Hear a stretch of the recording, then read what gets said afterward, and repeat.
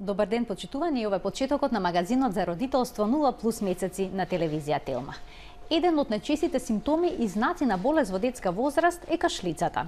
Речиси секоја респираторна инфекција, односно инфекција на дишните патишта кај детето е проследена со кашлица. Зошто децата кашлаат? Какви типови на кашлица има и на кој начин тие може да се препознаат и како да се реши проблемот со упорната кашлица кај детето која што понекогаш може да трае и со месеци. На оваа тема денеска ќе зборуваме со професор доктор Гордана Мачевски-Баџакова, специјалист по педиатрија, алергопулмолог од Аџибадем Систина. Добре ни дојдовте. Добро нашла во ова прекрасно ваше студио. Ви благодарам што сте денеска тука. Имам интересна тема, бидејќи кашлицата е многу чест проблем, особено во овој период од годината. Зошто понекога се случува децата да кашлаат толку долго, со месеци, од почетокот на зимата или пак од овој период, па се до пролет? Вчера кога се чувме, нели, кога се договаравме за оваа емисија, јас ти кажав навистина ти е многу одбрана темата.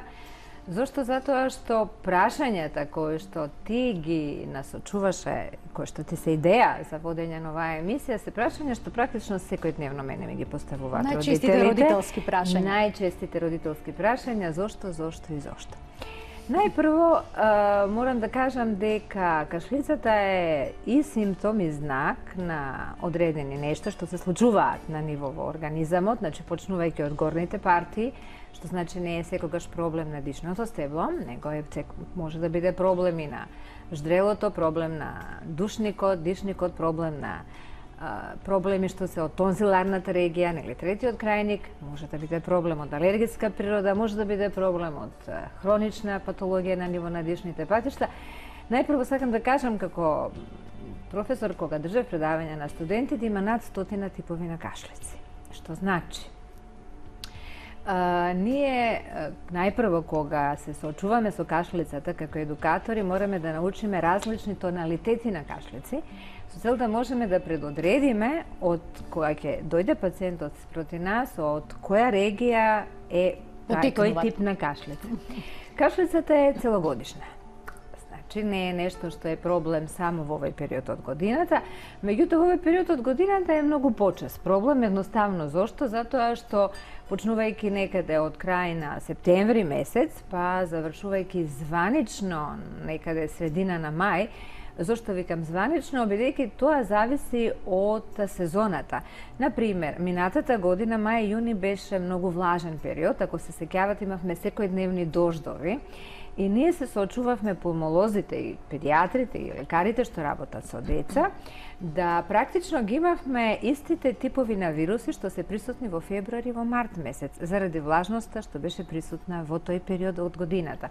Значи, веќе со оваа промена на глобално ниво, не можеме да кажеме дека кашлиците се нешто што ќе траат само како порано, некаде пред 10 години, што беше од септември, почеток на октомври, па ќе завршат во периодот на април-мај, и дека после ќе почнат само тие што страдаат со поленски типови на проблеми, односно поленските кашлици алергиски. Така да едноставно тоа ќе го заборавиме. Веќе за жал не е така и кашлиците се присутни целогодишно. Сега се присутни многу повеќе. Зошто? Два чинители се главните чинители фактори. Тоа се присуството на респираторните вирусни инфекции. Второ, затворањето во простор, каде што забораваат луѓето да ги проветруваат своите домови, забораваат да ги проветруваат училиштата, забораваат да ги проветруваат градинките.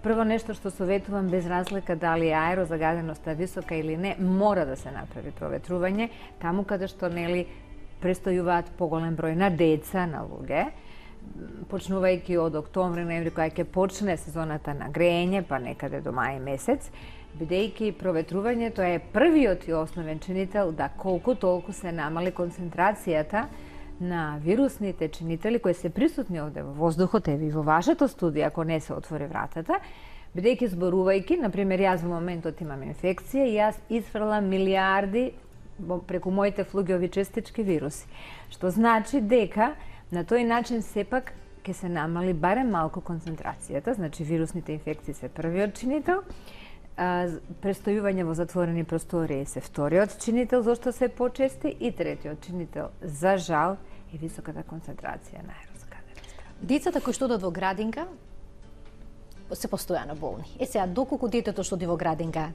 има ваков проблем кој што е веќе хроничен, или пак детето се заразува, односно проблемот го пренесуваат по старото братче или сестриче кој што во градинка.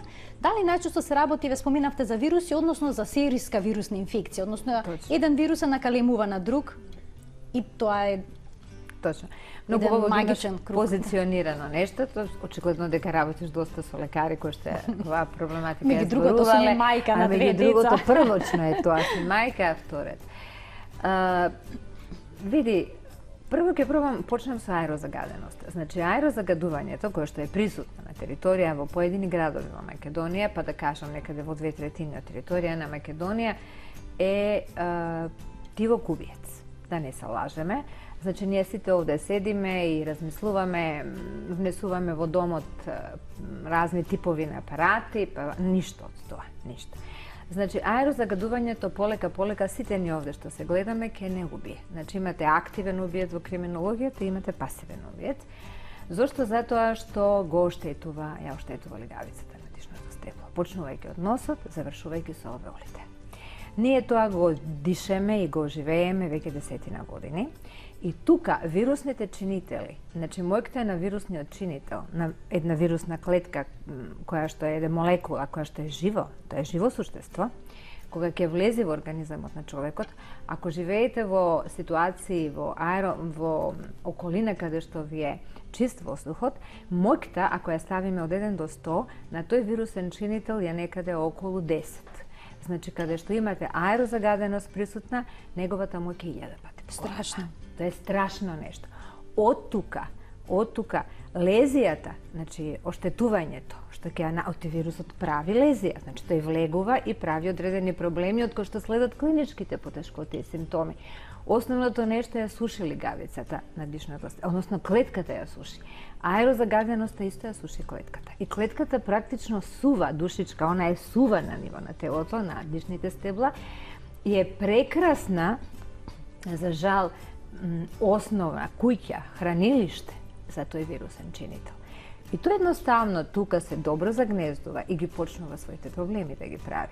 И ако ако мојката на вирусот, која што требало да помине како клиничка симптоматологија за 5 до 7 дена, веќе вие му овозможувате, ради тоа што веќе е направена одредена лезија на дишните патишта, викам почнувајќи од носот, правите 1000 пати појак да биде и правите да тој наместо 5 дена 7 може многу подлого да се живее тука. Многу полесно се накалемуваат бактериски чинители, бидејќи во контактот дечината меѓу себе, а и ние сите, али дечината конкретно, сите се на некој начин носители на одреден бактериски чинител, кој во имунолошки здрава состојба е негов пријател. Значи, не му прави проблем. Меѓутоа, вирусот, како секој вирус, прави промена на имунолошкиот одговор. И тука, тој така наречен ваш пријател, кој живее во вас, станува непријател. Така се трансформира. И сега имате еден непријател кој што е вирус, имате друг непријател кој што ви е бактерија, главниот чинител ви е аерозагаденоста, имате мала возрастна група, која оди во градинка или оди во училиште и веќе кашлицата ви е присутна. Така, ова всушност го даде одговорот зошто постојано децата кашлаат. Тешко дека ќе се реши аерозагадувањето во догledno време. Значи овој проблем ќе перзистира за жал уште известно време. За жал, јас тоа упорно го зборувам на сите. Значи, во комуникација со мене и со поранешни луѓе кои што биле на одредена функција и со овие сега што се на одредена функција луѓе со кои што сам најнормално се комуницира, бидејќи јас сум лекар и јас на сите им давам тоа што бараат од мене услуга на помош. Меѓутоа, за жал, јас сум дел од овде. Значи, ние сите полека фактички умираме. Така е. Во случај кога детето упорно кашла, а сите лабораториски анализи покажуваат дека нема никаков проблем, детето нема покачена температура, како треба да се постапи? Дали помагаат маските за аерозагадување? Еве, како прв чекор. Истото ме прашува и мојата керка, имам 32 годишна керка. И сега истото ми го постави тоа прашање, мама, дали јас кога ќе биде ова да ставам маска? Е сега, што е мојот одговор? Значи, што е одговорот на медицината? Не е мојот одговор само. Доколку вие се движете кратко, значи, што ја го дадов и на мојата Викторија како одговор. Имено, некога ја носи маската, еве кога вози точак во ред, али ако вози точак или ако се движите имате кратка дестинација, сакам да кажам, мала дестинација сте надвор. Пример, 10 на 15 минути сте надвор и одите нормално, значи не одите забрзано. Еве како ја сега кога забрзував бидејќи каснев малку на вашата емисија. Значи тогаш има ефект од маската. Зошто? Бидејќи кога вие одите забрзано, значи правите многу поголеми длабоки вдишувања и многу почести вдишувања имате, што е нормална реакција на брзото одење или трчање. Тука маската многу малку ќе ви помогне. Бидејќи и колку таа да заштитува, порите на маската нема да бидат доволни да количината на воздухот кога вие брзате и кога трчате или кога возите точак, а одите на подолга дестинација, количината на воздухот ќе влезе во вас. Значи не може да ве заштити. Да резимирам, може да ве заштити ако одите 15 минути 20 нормално одење, то меѓутоа повеќе од тоа брзо одење, трчање, возење точак, ништо нема да ви помогат маските. Има најчести два типа на кашлица, сува и влажна, односно продуктивна. Која е почеста во детска возраст? И двете. И двете. Тоа зависи кој орган ви е заболен во моментот. Значи, кој орган ви реагира на проблемот на ченителот кој што ви ја предизвикува таа кашлица. Еве сега да помогнам на гледачите. Секогаш, бидејќи се наоѓаме во сезона на вирусни инфекции, значи секогаш, сите типови на вируси, ги има над 800, над 900 типови на вируси. Значи сите типови на респираторни вирусни инфекции почнуваат со сува кашлица. Значи никогаш немате почеток на инфект со влажна кашлица. Секогаш инфектот е со сува кашлица. Затоа и многу пати ќе ви речат родителите па кашлаше суво, па кашлаше влажно, па пак почна да кашла дрезгаво и почна да кашла суво. И зошто е сега така? Затоа што кога кашлало суво, имало нов инфект, потоа одредена лекови овозможиле да кашлицата се промени, сега после 10-12 дена, 15, има нов контакт со нов вирусен инфект и кашлицата е сува. Значи, кај сите вирусни инфекции, во првите 3 до 4 дена имате сува кашлица. Кај здравото дишно стебло, кое што добро ќе се избори, кашлицата ќе се промени, ќе добие мал тоналитет друг, ќе стане полесна, ќе стане влажна и некаде за 4-5 дена, односно 8-миот ден, 9-тиот веќе вие не кашлате, немате никакви проблеми, ни сува, ни влажна кашлица. Значи, сувата кашлица е секогаш почеток на вирусна респираторна инфекција. Следи доколку не дојде до компликација. А која е компликацијата? Компликацијата може да дојде до воспаление на душникот, на дишникот. И тука кашлицата да ви го промени тоналитетот, да стане онаа кучешка ларингеална кашлица.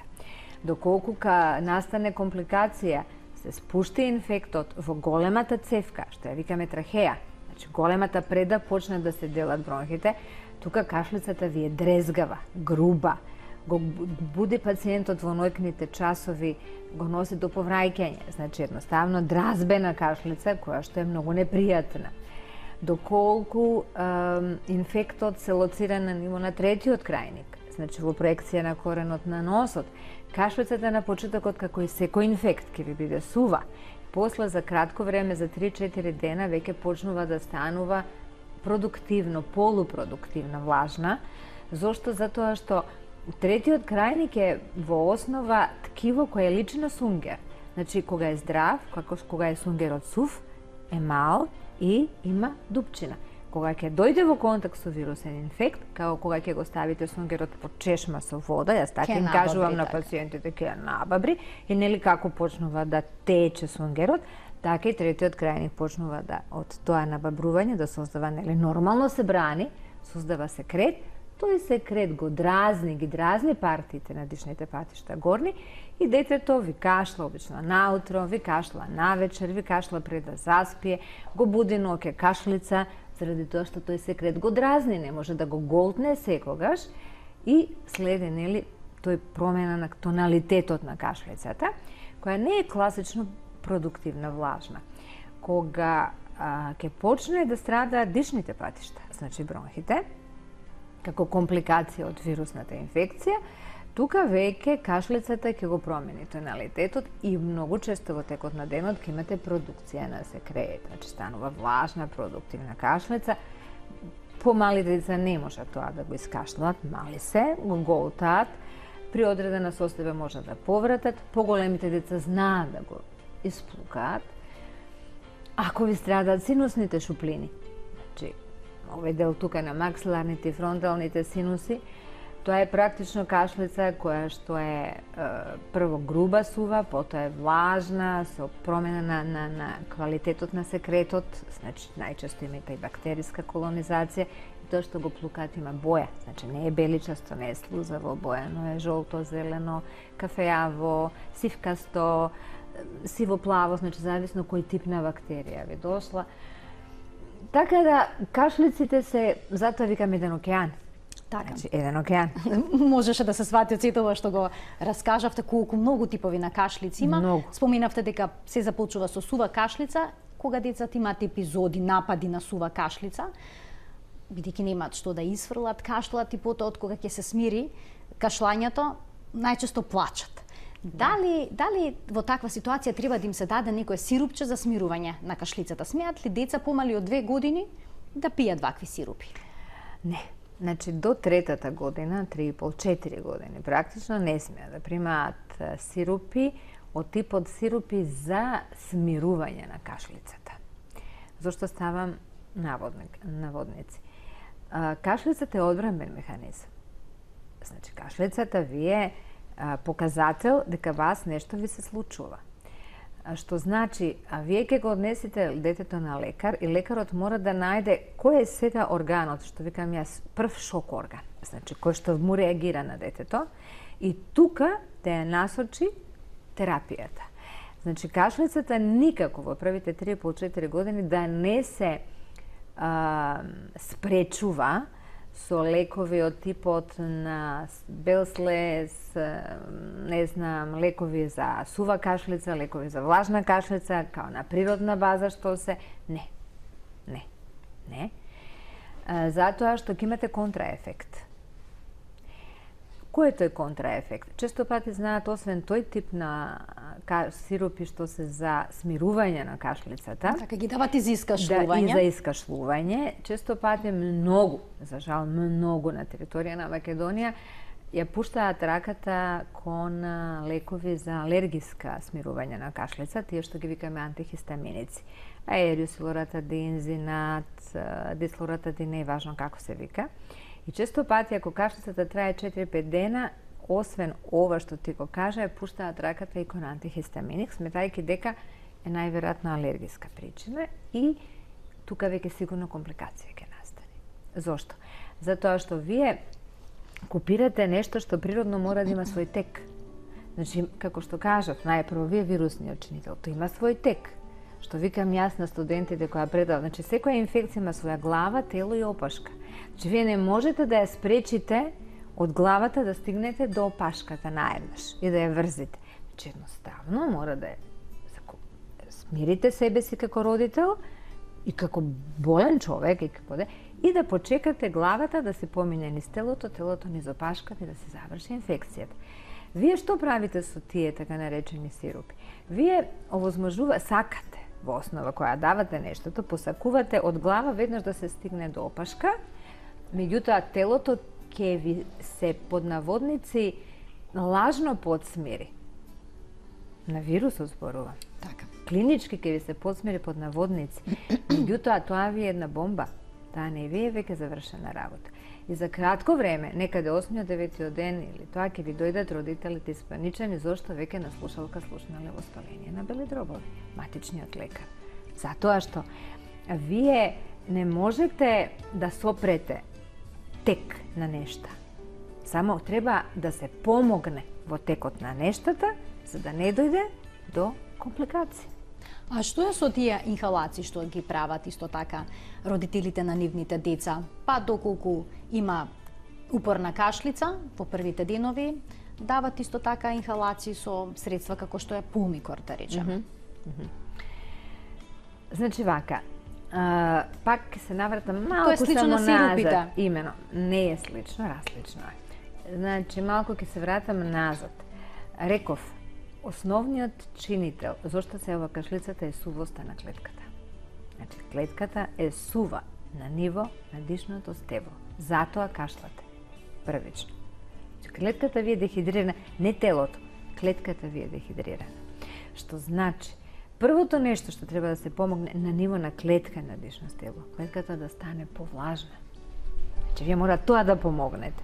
На тој начин ќе го промените побргу текот и нормално.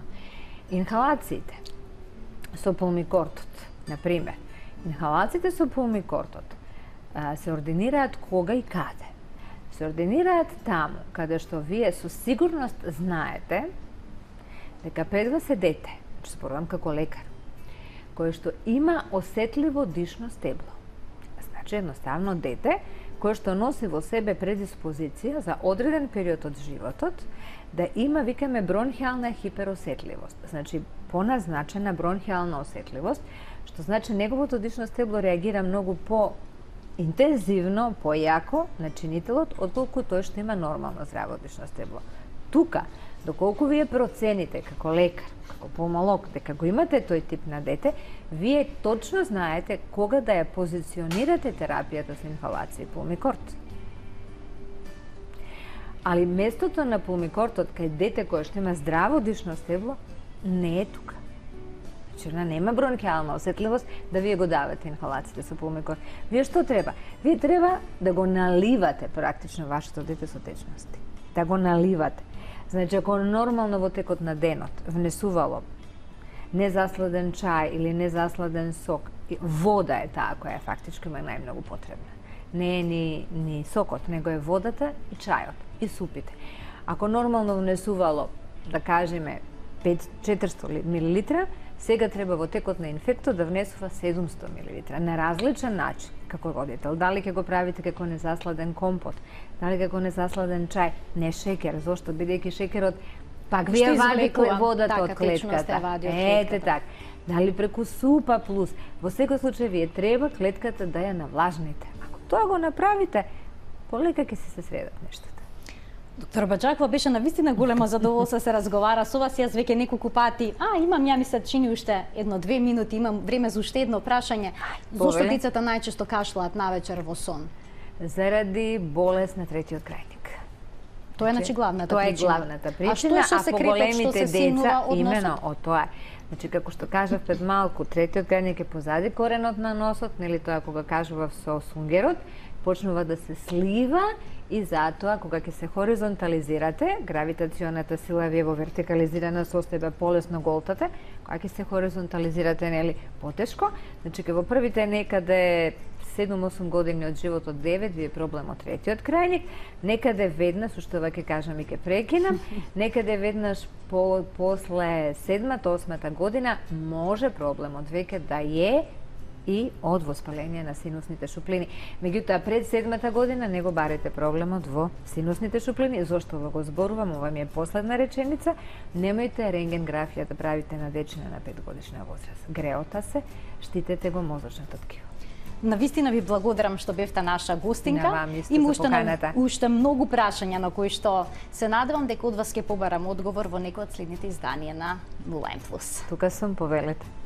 Почитувани, тука го закружуваме денешното издание на магазинот за родителство 0N+. Верувам дека во денешната емисија уживавте исто како јас. Гостинка ни беше професор доктор Гордана Мачевски Баџакова, специјалист педијатар, алергопулмолог од Аџибадем Систина. До гледање.